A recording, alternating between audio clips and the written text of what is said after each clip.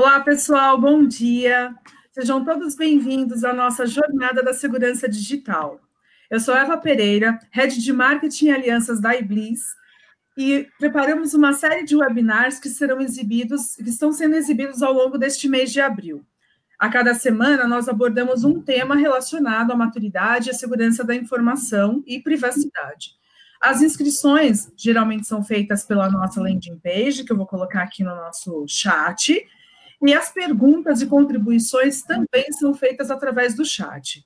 Nessa semana, nós vamos falar sobre compliance e fator humano, e hoje, recebendo a Andréa Tomé e a Marcela Aguiar, para falar sobre compliance do gap à implantação. A Andréa Tomé, ela é empreendedora em governança, riscos e compliance, mentora de negócios e once leader no Brasil. A Marcela Aguiar, ela é líder técnica de riscos e compliance na Iblis, especialista em direito digital e privacidade de dados pela FGV. Bom dia, meninas. Bom dia, Eva. Bom dia, Marcela. Bom dia, meninas. Bom dia, Eva. Bom dia, Andréia. Muito obrigada pelo convite. Andréia, obrigada por ter aceitado o nosso convite também. Para mim é bastante importante ter recebido esse convite. É bastante importante também. Gostaria de agradecer o pessoal que está aqui na nossa live também. Muito bom. Bom, vamos começar então, né? A intenção hoje é a gente debater um pouco sobre compliance, mas antes da gente entrar ali, esmiuçar um pouco, né, o processo do gap até a implantação, é importante salientar algumas coisas, né? A experiência nos mostra, todos nós, né, já trabalhei muito tempo com compliance também, assim como vocês, a experiência nos mostra que áreas que contribuem com a segurança de uma maneira geral, como compliance, como governança, como controles internos, auditoria, são vistas como áreas de extrema exigência e rigidez. Cada uma de vocês pode descrever um pouco da essência e o significado da atuação dessas áreas? Andréia. Para começar, hein, Marcela? Para esquentar o pangolim, vamos lá. A pergunta é boa. Realmente são áreas que são vistas como revisoras, né? E ninguém gosta de ser revisado, mas eu acrescentaria aí ao compliance, a questão de controles internos, a auditoria, também a gestão de riscos, que aí eu queria começar introduzindo o modelo de 3 linhas de defesa, né? É um modelo que veio lá da Europa e os organismos de auditoria internacionais adotaram, graças a Deus, para divulgar ao mundo, mas esse modelo mostra o seguinte: a primeira linha de defesa de qualquer companhia são as áreas de negócio. Então, é ali que eu tenho a gestão do processo, do controle e de tudo aquilo que precisa organizar o dia a dia e controlar esse dia a dia. A segunda linha de defesa, aí sim entram essas áreas que a gente comentou: controles internos, governança, compliance, a parte de segurança da informação, que é revisora, não é executora, porque aí ela é parte em primeira linha, a parte de governança de TI está na segunda linha, gestão de riscos, o próprio compliance em si na segunda linha. E a auditoria só vem na terceira. Se a gente pensar em 3 camadas, quer dizer, chega algum tipo de risco, ameaça na minha companhia. Deveria passar por essas 3 linhas, e se eu trabalhar efetivamente, eu não vou ter a materialização de incidente, problema, crise, desastre, que é o que tanto a gente conhece como indicadores aí de que algo falhou. Então, eu diria que essa questão das áreas de segunda linha de defesa serem vistas como exigentes, como revisoras extremas, não serem bem vistas, é porque, de alguma forma, a primeira linha de defesa, às vezes, não entende que ela já tem que zelar pelos controles, né, zelar pela segurança dos processos já na primeira camada. Essa responsabilidade acaba caindo totalmente na segunda linha, e a terceira linha de defesa acaba sendo a revisora única e exclusivamente da segunda. E aí, então, por isso que a gente acaba olhando e falando, ai, meu Deus, lá vem lá, controles internos, área de riscos, me revisar, porque a gente não está com isso bem diluído em 3 camadas. Essa é a minha opinião. A Andréa, ela usou a frase que eu gostaria bastante de usar, de salientar, né? Que é a frase do, ai, meu Deus, lá vem o compliance, lá vem o controles internos, e, meu Deus do céu, vai ter uma auditoria aqui, estou desesperado. Eu queria bastante salientar essa frase na minha resposta, porque, para mim, eu acho que o compliance tem 2 conceitos que eu espero conseguir abordar. Tem 2 analogias que eu gosto de fazer. O termo compliance, como segunda linha de defesa, que nem a Andréa falou, eu enxergo ele como um diamante bruto, né? Porque é por isso que as pessoas, elas têm essa visão de ser uma área exigente, uma área delicada de lidar, porque eu acredito que ela seja um diamante bruto. Ela venha para obrigar, muitas vezes na visão de muitos, ela venha para obrigar a cumprir o que a palavra significa, né? Que é o termo to comply, que vem do inglês, e trazendo aqui para o português é que estar em conformidade com leis e regulamentos. Mas, para mim, existe um outro paralelo, né? Além do diamante bruto, que é o diamante lapidado, que eu espero chegar nesse conceito ao longo desse webinar que a gente está trazendo aqui para vocês. Então, enquanto as áreas enxergarem o compliance como um diamante bruto, mas não como um diamante lapidado, né, que vem para ajudar, eu acho que esse conceito vai ser um pouco difícil de quebrar, essa visão de que são áreas bastante exigentes, que cobram demais, vai ser um pouco difícil de quebrar. Perfeito. Como é que vocês enxergam todo o compliance, qual o papel do compliance dentro do processo de maturidade da segurança da informação? Imagina o seguinte, né? Se eu escrever um texto sem revisão alguma e já publicar no meu canal, na minha rede social ou na internet, ele pode sair bom, se for uma área da minha especialidade. Agora, se eu tiver a Marcela como primeira revisora, a Eva como segunda revisora, esse texto vai chegar muito mais próximo, talvez, da perfeição ou de algo que seja adequado para aquele público com quem eu vou conversar. Esse é o papel do compliance, garantir que a gente está seguindo as regras. E aqui eu abro uma questão voltada para conceito, que é, quando a gente fala que compliance está relacionado com leis, está correto, está relacionado com as leis, a nossa adesão às leis, mas também precisa garantir que a gente está alinhado com requisitos regulatórios, estatutários, requisitos contratuais e as políticas internas, não especificamente de segurança da informação, mas as corporativas. De todas essas fontes, sem exceção, sempre existem requisitos de segurança da informação. Então, o papel do compliance numa companhia para a maturidade dos processos de segurança, na minha opinião, ele é essencial, porque sempre algo escapa no dia a dia, não necessariamente os processos são perfeitos. O ciclo de gestão do processo, né, que é o planejamento, execução, monitoração e melhoria contínua, não necessariamente ele traz a perfeição e requer revisão. E a revisão ela vem para bem, para garantir que essa engrenagem está funcionando de forma que a gente precisa para o processo sair para o negócio mais alinhado com esses requisitos. Então, o importante é olhar para todas as questões que são input para a segurança da informação, todas as regras que a gente tem que seguir, e regra também é requisito contratual e também é política interna, e conseguir traduzir isso tudo para as políticas de segurança. Essa é a minha visão. Então, eu acredito que a área de compliance ela tem um papel essencial para a evolução contínua da maturidade de segurança. Sim. Concordo plenamente, e eu gostaria de complementar, dando mais a minha visão um pouquinho mais afunilada, porque eu sou eu venho de um compliance há não muito tempo, claro.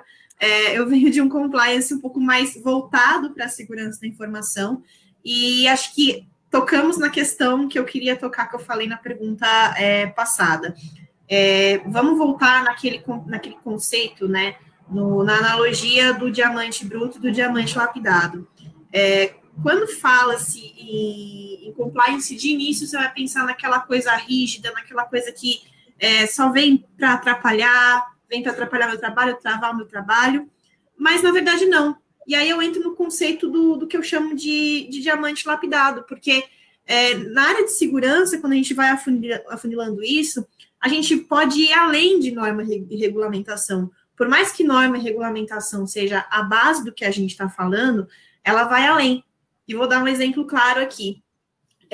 Quando eu escolhi esse meio da segurança da informação para atuar, eu mesma acreditava que não poderia existir processo, porque eu acreditava que processo ele iria travar o meu trabalho como especialista de segurança, como uma profissional de segurança.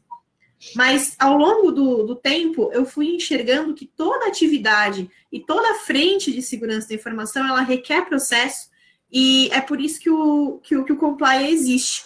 Essa frase, né, toda atividade, toda frente de segurança, ela requer processo, para mim ela soa como uma frase de efeito, que é a frase que vai acabar lapidando o meu diamante. Então, dessa forma, eu acredito que, como compliance, além de ajudar a cumprir com normas e regulamentações, eu consigo definir processos que podem identificar falhas ou oportunidades de melhorias, ajudar até mesmo a construir e estruturar políticas, ou até mesmo o inverso, pegar políticas e estruturar processos, implementar novos, e por fim, eu vou usar a palavra potencializar, que eu acho que é o objetivo do que a gente está falando aqui. O compliance, ele vem na área de segurança, pelo menos, e acho que talvez como área de negócio e tudo, ele vem como área revisora, ele vem para potencializar essa parte de operação, seja a segurança, qualquer que seja o seu segmento de negócio. Eu até tomo a liberdade, né, o show de vocês, mas até para complementar que o processo normativo, né, o processo de compliance, ele ajuda muito, ele é um dos motivadores que contribui para empresas acelerarem seu processo de maturidade. Se não for um compliance, se a empresa não procurar a maturidade da segurança por compliance, porque ela tem uma necessidade de certificação ou seguir uma normativa, é porque ela foi invadida ou porque ela está passando por um processo de M&A, por exemplo, né, de compra ou fusão. Então, compliance dentro da segurança, eu também vejo como um dos motivadores que empurram a empresa, de certa forma, a seguir uma maturidade de segurança. Não sei se vocês concordam, mas é só um complemento. É uma humilde opinião. E aí, falando um pouco de normativas, né? Eu gostaria que vocês explorassem um pouco sobre as normativas que apoiam a segurança da informação e que estão em vigor hoje no nosso mercado. Nossa, adoro framework. Vamos ver se eu consigo sintetizar aqui os meus preferidos nesse sentido. É óbvio que a gente tem uma série de requisitos regulatórios das indústrias, né? Então, o Banco Central emite lá para as instituições financeiras, a SUSEP para as seguradoras, a CVM para as empresas de capital aberto, a RAIPA ali para o setor de saúde para quem é internacional, tem o PCI para meios de pagamento e assim vai. Tem uma série de requisitos da indústria, mas não está na minha lista dos preferidos, essa é muita obrigação. Hoje, com a Lei Geral de Proteção de Dados, a gente está muito focado em ISO 27701, além da própria lei. A ISO 27018, ela já existia voltada para a privacidade, focando o que a gente chama de PII, que é Personal Identifiable Information. A 27018 voltada para Cloud Computing, mas também é um reforço para a questão de privacidade. Na família 27.000, eu e a Eva, a gente sabe bem que essa família já está no 27.019, tem uma série 27.030 e tanto, eu ficaria listando aqui mais de 50 normas. mas até porque a gente faz parte do comitê lá da ABNT, eu pelo menos há uns 20 anos, e conheço a Eva de lá. Mas a minha preferida, óbvio, é a 27002, que define claramente tudo que segurança da informação deveria ter em termos de processos. A 27004, que é pouco citada e pouco usada, mas para métricas e indicadores, adoro. A 27005 para gestão de riscos, e a 27014, que eu trabalhei na tradução, que é de governança em segurança. Além disso, só para citar, a gente tem a 27007 e a 27008, que são meio a linha compliance dessa história, que falam da auditoria do que fala a 27002 e da auditoria da 27001, que é o Sistema de Gestão de Segurança da Informação. A 27035 para gestão de incidentes, a 36 para segurança no relacionamento com fornecedores, que eu acho que a gente precisa trabalhar bem esse tema, pensando, a gente falou muito em compliance para os processos de segurança, agora esses processos de segurança precisam sair da cadeia interna e olhar as relações com clientes e também com fornecedores. Aí você tem outras normas de forense, que é 27037, 38, 41, 42, e para não deixar de falar de continuidade, a 22301. Mas, Marcela, vou parar a lista aqui e vou devolver para você falar das suas preferidas também. Gente, depois dessa sopa de números, não é mais sopa de letrinhas, é sopa de números, né? Quando a gente fala de ISO, ela se transforma em sopa de números.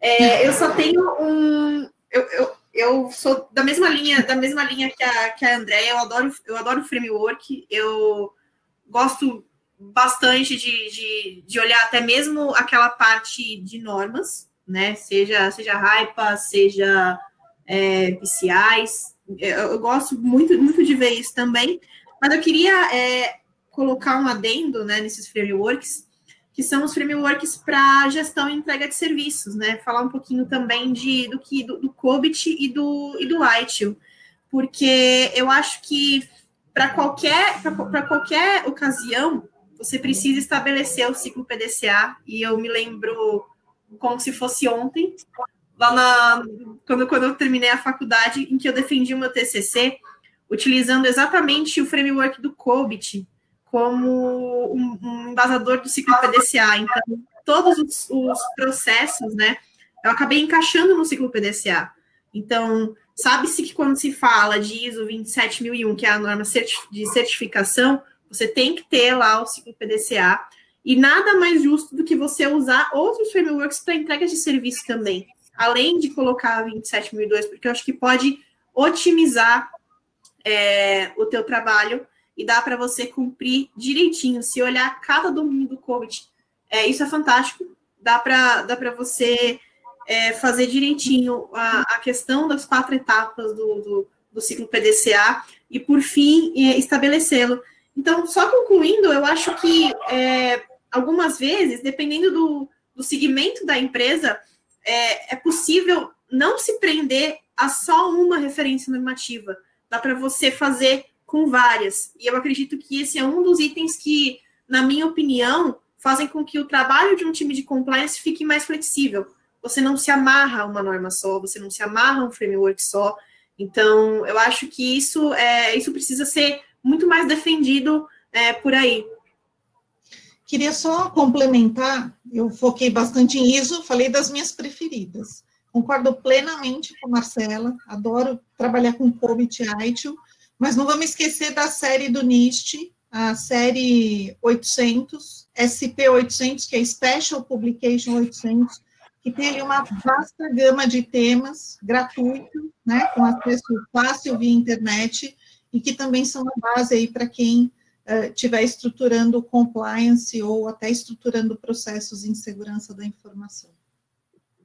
Perfeito. O NIST, inclusive, tem um framework muito legal quando fala de gestão, principalmente gestão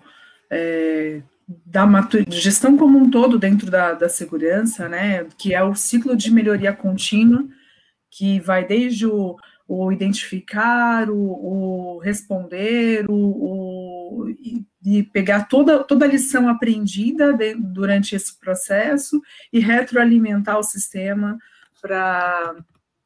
como um todo, num ciclo de melhoria contínua. É bem colocado mesmo. Bom, meninas, a gente falou muito desse mix, né, de compliance e a importância do compliance como um todo para o negócio, para a empresa, mas quem, afinal, é responsável pelo compliance de uma empresa? Ou quem, na verdade, de quem é a responsabilidade do compliance de uma empresa? Difícil, hein? Está inspirada hoje, hein, Eva? Oi? Está inspirada hoje, hein? Difícil esse negócio. Compliance é um dos temas que eu mais gosto de falar, então... Como eu olho para compliance como um todo, eu sempre digo que o compliance ele tem que ser a responsabilidade, tem que ter responsabilidade nas 3 linhas de defesa. Então, tem a responsabilidade do gestor do processo de negócio, tem a responsabilidade de todos os revisores em segunda linha de defesa, o que inclui segurança da informação. Se a gente está falando aqui do compliance para a segurança da informação, ela tem que garantir o compliance e não exclusivamente, o que normalmente quando eu faço auditoria me respondem fala com a auditoria que eles revisam os meus controles uma vez por ano. A auditoria é o 3º nível de revisão. Então, eu entendo que essa responsabilidade tem que permear as 3 linhas de defesa, e dentro do modelo de 3 linhas de defesa, eu tenho diretoria, que eu também acho que é responsável por isso, até as companhias de capital aberto sabem disso muito bem, até porque os administradores têm lá que assinar um termo de responsabilidade pela maturidade dos seus controles internos em geral, e entendo que isso se estende à presidência e a conselho de administração. Todo mundo que trabalha com análise, revisão e melhoria contínua de processos tem um pedaço de responsabilidade. Agora, quando a gente fala em segurança da informação, o compliance para a segurança da informação, a área de segurança, ela chama uma responsabilidade bastante forte. A 3ª linha de defesa contribui bastante com isso, que é a auditoria, né? A gente tem essas 2 áreas com um peso bastante forte. Mas eu ressalto, eu não sei se a Marcela vai falar disso, nem toda empresa tem todas essas áreas de segunda linha de defesa disponíveis. Compliance, controles internos, gestão de riscos, governança de TI, segurança da informação. Eu não tenho sempre todas essas áreas disponíveis para conseguir dar esse peso de segunda linha de defesa. Então, em segurança, a área de segurança acaba puxando isso, e aonde ela tem outras áreas de segunda linha de defesa, ela é apoiada.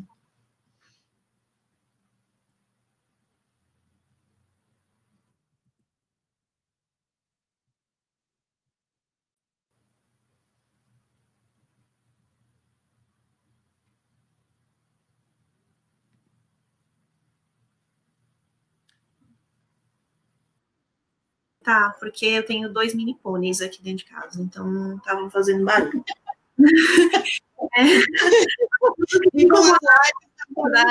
Eu recebi uma chamada aqui do nosso marketing querido. Vamos lá. Só complementando aqui a resposta da Andréia, eu acho que vai muito para 3 fatores que devem ser avaliados na hora de definir de quem é a responsabilidade de um compliance. Primeiro, avaliar o tamanho da empresa, a nível de quantos funcionários tem, segmento e o quão regulado é o ambiente. Eu falo isso porque, durante a minha trajetória até aqui, eu passei por um setor extremamente regulado e gigantesco, que era o setor financeiro, então eles acabavam tendo as 3 linhas de defesa, incluindo a equipe de segurança da informação, e hoje eu estou num ambiente um pouco menor e menos regulado, cujo, aí eu entro na ideia que eu defendo, que é, caso a empresa ela não possua esses 3 fatores, né, que façam você ter as 3 linhas de defesa, eu acredito que o responsável da área de compliance, ou uma área de compliance, ela deve englobar pessoas que tenham conhecimento jurídico, técnico e normativo também. Então, vale ressaltar que empresas que não têm essa disponibilidade de ter as 3 linhas de defesa por algum dos 3 fatores que eu mencionei, é importante decidir e optar por pessoas que tenham a mescla dos 3 conhecimentos. E eu acho que essa a minha visão sobre a responsabilidade pelo compliance. Nunca é só um especialista, mas também depende do ambiente que você está, de 3 fatores do ambiente que você tem, que você está. É interessante, Marcela, muito legal sua visão. Quando eu entro numa companhia como revisora, ou segunda linha de defesa, ou como auditora, e que me dizem a área de compliance está sob responsabilidade do jurídico, eu automaticamente entendo que o compliance ali ele está ligado a requisitos legais. Ele está se esquecendo do regulatório, dos contratuais e de adesão a políticas internas. Então, é super interessante a sua colocação de dosar isso por indústria, dosar por objetivo estratégico até, e do quanto a gente depende em requisito de compliance para que o negócio funcione. Em algumas companhias, quando eu associo o compliance ao jurídico, é porque eu tenho uma carga de leis a cumprir em função da minha operação muito mais forte do que qualquer outro. Não tem certo e errado nesse processo. Vai depender realmente do cenário. Gostei da sua colocação. Também acho que vale salientar, né, que como todo processo a ser implantado numa empresa, o envolvimento de todas as áreas para que aquilo aconteça também é muito importante, né? O trabalho de quem assume o compliance, ali tocar o tambor, né?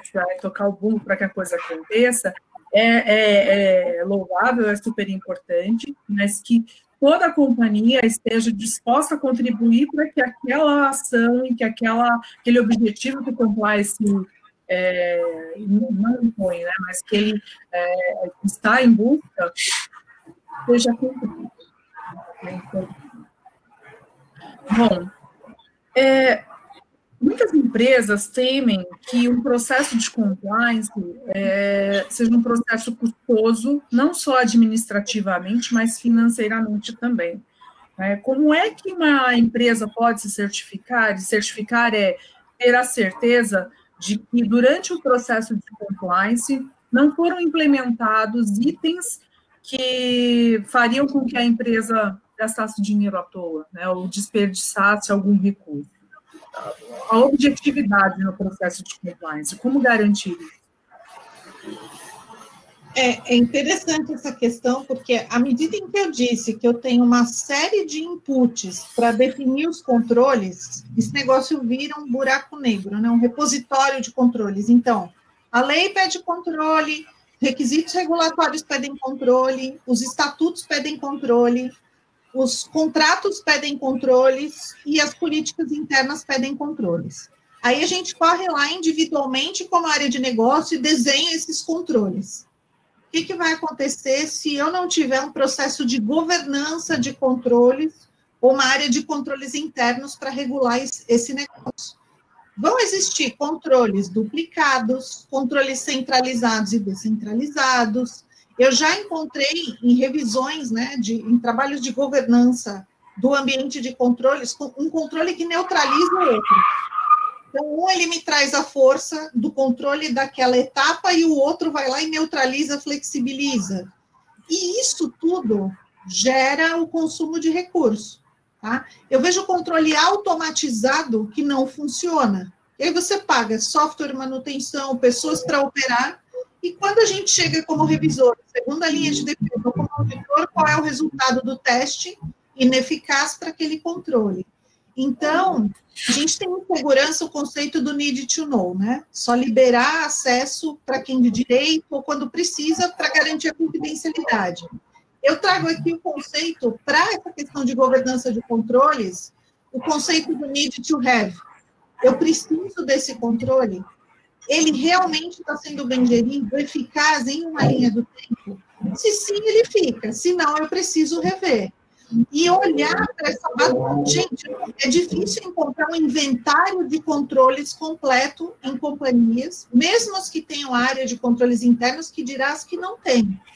Então, é importante ter um inventário de requisitos regulatórios, leis, o que eu tenho que cumprir, mas também conseguir olhar para esse panorama de controles para a gente identificar aonde é que as coisas podem ser melhoradas e aonde, principalmente, eu posso economizar recursos, aonde eu posso garantir que a operação desse ambiente de controles, ela vai ser need to have, e ela vai ter efetividade, porque é aí que a gente encontra a política de gaveta, o controle para inglês ver, as coisas que não funcionam.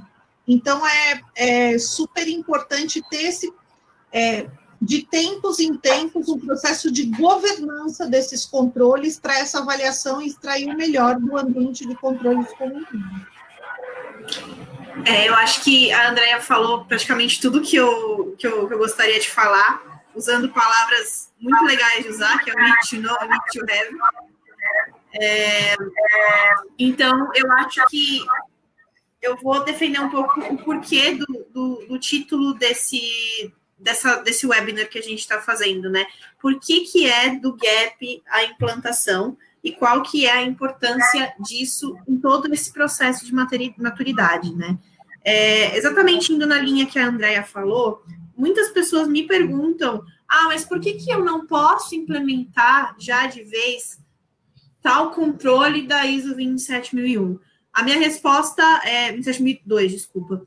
A minha resposta principal, ela vai exatamente nessa linha. Será que você precisa ter isso implementado? Será que não é melhor você tirar uma fotografia do seu ambiente, usar, seja um framework de referência, uma lista de controles mesclada, que não necessariamente, dependendo do teu ambiente, se ele é regulado, se o seu objetivo é certificar. Quando eu falo certificar, é certificar em algum normativo de referência. Será que...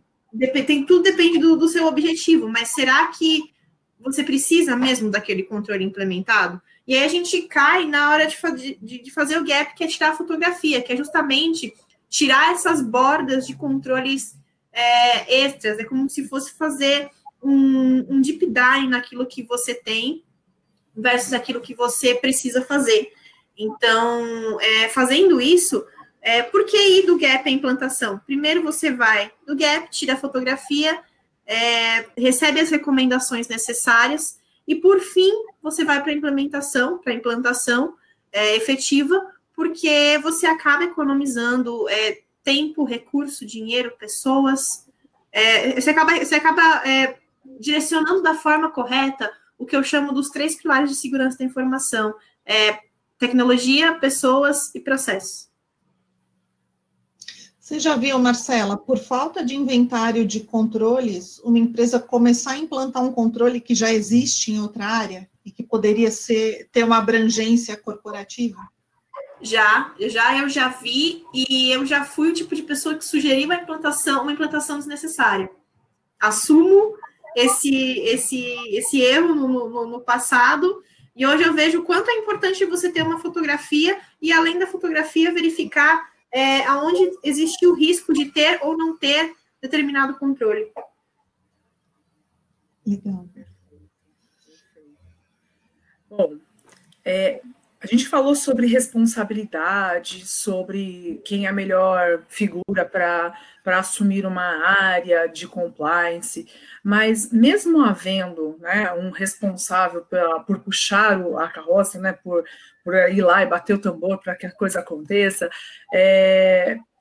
essa responsabilidade das ações de compliance, como o caminho do levantamento do gap até a implantação, ele pode ser visto com maior engajamento pela corporação como um todo?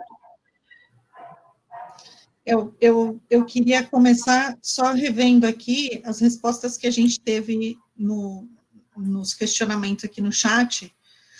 A gente tem 63% aqui dos participantes com padrão regulatório ou normativo presente, e 25% em processo de desenvolvimento, 25% já com padrão desenvolvido. A melhor figura para compliance, como a Marcela bem disse, depende da indústria, depende do segmento, dos requisitos, então a gente tem uma distribuição entre jurídico, auditoria, segurança e gestão de riscos, que aí cada um tem um cenário. Com relação a gap normativo, que influencia um pouco o que a gente estava falando, né? Ter controle, não ter controle, governar controle. Se a empresa já fez algum gap análise ou análise de maturidade, 40% já fez de forma pontual e 20% com processos definidos. Então, a gente tem aqui um total de 60% de pessoas que, de alguma forma, atentaram para isso. E a última pergunta aqui é como está definido o processo de gestão de conformidade normativa da empresa. 40% está em construção e 20% já tem construído, então a gente chega mais ou menos nos 60% da nossa audiência. Então, a gente não está tão longe, Marcela, do que o pessoal pensa em termos de evolução e do que precisa ser feito. Mas como é que a gente faz para mobilizar, né, toda essa questão? Vou voltar ao modelo das 3 linhas de defesa. A gente hoje tem uma carência enorme para que a primeira linha de defesa entenda o papel dela em compliance. Tanto é que hoje ele praticamente é um papel não assumido. Por isso que a gente tem uma carga enorme em segunda linha de defesa. E a auditoria, às vezes, puxa isso 100% para ela, quando, na verdade, ela passa uma vez por ano por alguns processos em base rotativa. Isso não garante o que a gente precisa. Então, a boa e velha ferramenta de conscientização, programa de engajamento, ainda é a melhor solução. Conseguir clarificar para as pessoas o porquê que a empresa precisa daqueles controles, se é um requisito obrigatório, não tem questionamento, se não é um requisito legal, obrigatório, que as áreas consigam entender qual é o custo e o prejuízo e o impacto de riscos materializados por a gente não ter aquela revisão de compliance nos processos. Então, eu acredito que se as áreas não se unirem, as 3 linhas de defesa não estiverem juntas, a gente não consegue efetividade. E a responsabilidade não está em uma área só. Por mais que em segurança da informação, a área de segurança tenha que encabeçar, a área de auditoria tenha que revisar, a velha história do que tem que vir top-down, ela é válida nessa pergunta também. Então, a diretoria tem que estar ciente, primeira linha, segunda e terceira linha de defesa cientes e envolvidas, porque senão, como as linhas de defesa, se uma falhar, o resultado a gente já sabe qual é: incidente, problema, crise ou desastre. Aí é só escolher a dimensão e o tamanho da história. Sem contar que um fator de conscientização para as áreas é a gente conseguir apurar o custo da prevenção e o custo da resposta ou da reconstrução de um desastre. E aí, nesse caminho, tentar conscientizar para que as áreas contribuam para a melhoria do processo de compliance e, consequentemente, para a maturidade em segurança da informação. Eu acho que é exatamente isso que a Andrea falou, né? Trabalhar bastante no aculturamento, permitir que sejam aculturamento, sensibilização e permitir que todo mundo que tenha certa responsabilidade no processo, e não é, acho que vou mudar até a minha frase, não é todo mundo que tenha certa responsabilidade. Eu acho que quando você fala de compliance, de processo, a responsabilidade é de todos. Então, ela deve ter o aculturamento, a sensibilização e a questão do top-down. Eu acho que, vindo de um ambiente maior no passado para um menor hoje, eu vejo o quanto é importante a atuação do top-down, porque no maior, talvez, o CEO ele não tenha como estar presente, dando esse aculturamento, essa sensibilização. Porém, no ambiente menor, talvez ele tenha. Então, eu acho que também é muito disso também, vem do superior, não como uma ordem do eu preciso, eu quero e é fundamental, mas sim como uma parte de sensibilização, mostrar para as pessoas o porquê que isso é importante, por que é importante se engajar num processo como esse. Eu acho que é isso. Muito bom. Perfeito, perfeito mesmo. Bom, meninas, a gente já está chegando aqui no final do nosso debate. O chat está aberto, pessoal, para quem quiser fazer alguma pergunta, contribuir com a nossa conversa super rica hoje. E eu, antes mesmo até de responder as perguntas, quando elas vierem para o chat, eu quero que vocês me digam numa frase final, um recado final, né, sobre a essência de compliance que vocês gostariam de deixar aqui. Se fosse um resumo do que é compliance, um resumo do que compliance é na vida de vocês, aquela frase que a gente coloca o coraçãozinho, né, no final, o que vocês gostariam de dizer, de deixar? Vou passar a palavra para a Marcela, vai. Eu sempre puxo aqui, a gente vai por ordem alfabética. A e M, agora vamos começar ao contrário. Agora vamos por MA. Vai dar meu apelido, Má. Gostei. Má. Gostei muito.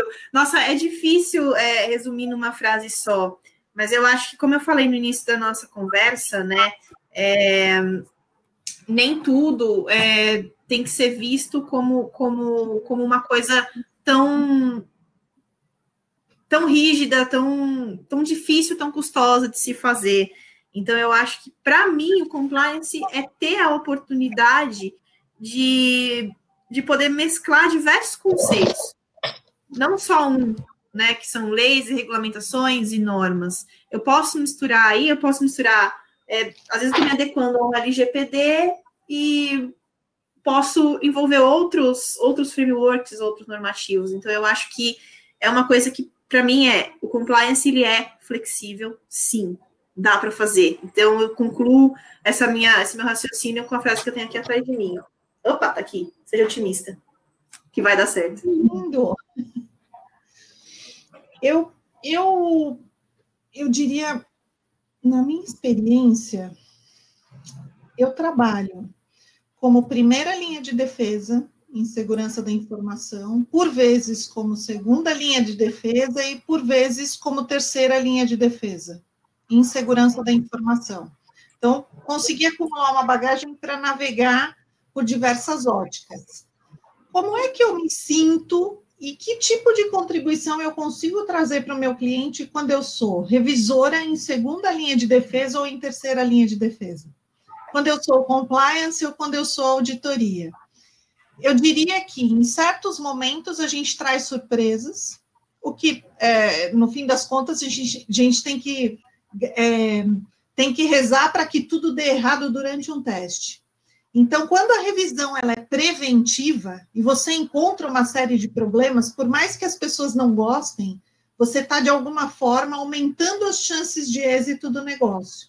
É isso que eu percebo. Quando você consegue fazer uma revisão aprofundada, como compliance, como auditor, muitas vezes você consegue alertar o cliente dos pontos que ele tem fracos e que, de repente, ele ainda não percebeu, para que ele não tenha os problemas traduzidos em incidente, problema, crise e desastre. Então, é gratificante quando a gente pode contribuir e encontrar questões, ou às vezes até corroborar que já sabe. Né? O cliente vai te contrata para que você traga detalhes para ele conseguir desenvolver um plano de ação e melhorar a maturidade daquele processo. Então, por mais que as pessoas entendam que, puxa, ela veio a auditoria, ela veio o revisor, para a gente acaba sendo gratificante no sentido de, meu Deus, eu estou antecipando algo, e se essa empresa puder me ouvir, ela vai ter maiores chances de êxito, porque ela vai melhorar a qualidade dos processos e vai melhorar a maturidade dela em segurança da informação. Muito bom. Eu deixo uma palavra, direcionamento. Então, acho que compliance e governança, ela resume, não é que ela se resume, mas é que é a palavra forte.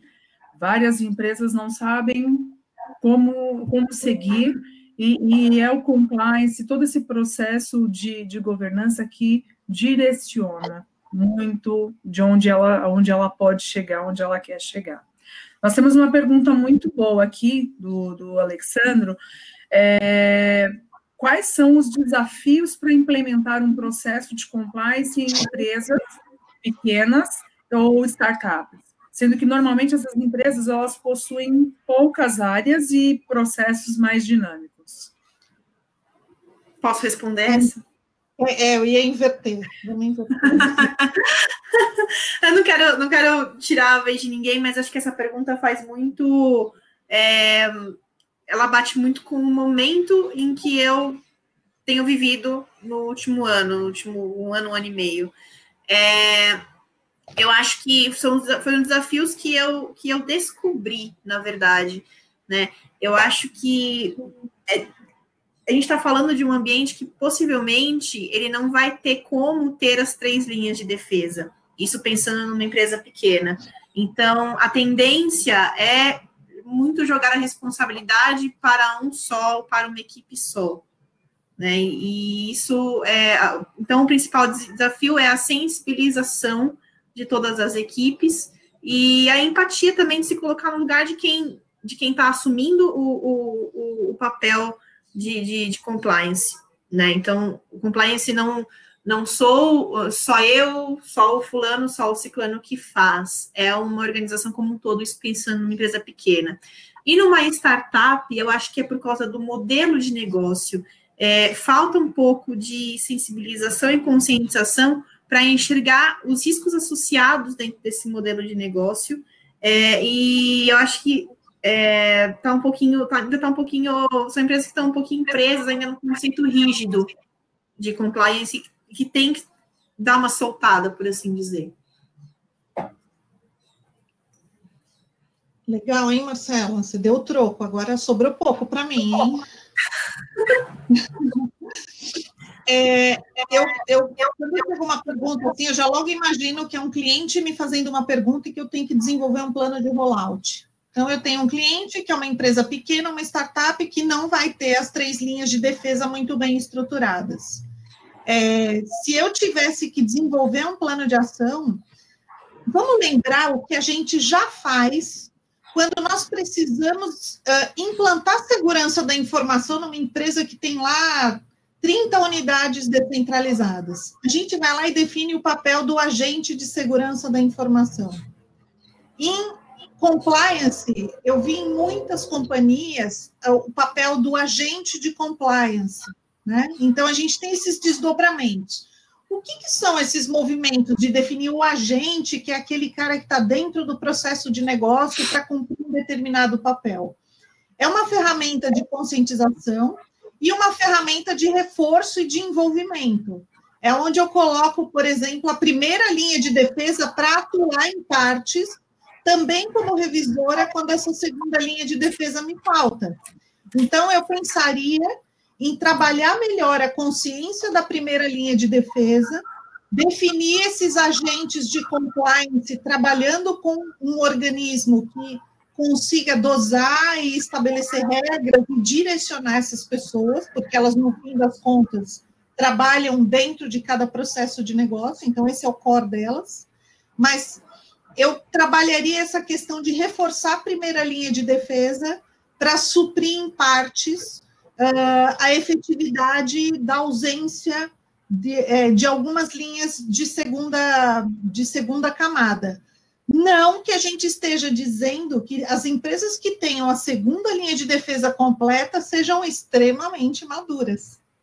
Às vezes, você segmentar demais e ter todas as áreas, muitas vezes eu encontro a síndrome da falta de comunicação. Então, aonde eu tenho compliance, riscos, controles internos e auditoria, eu vejo o milagre dos fluxos, né? A multiplicação dos fluxos.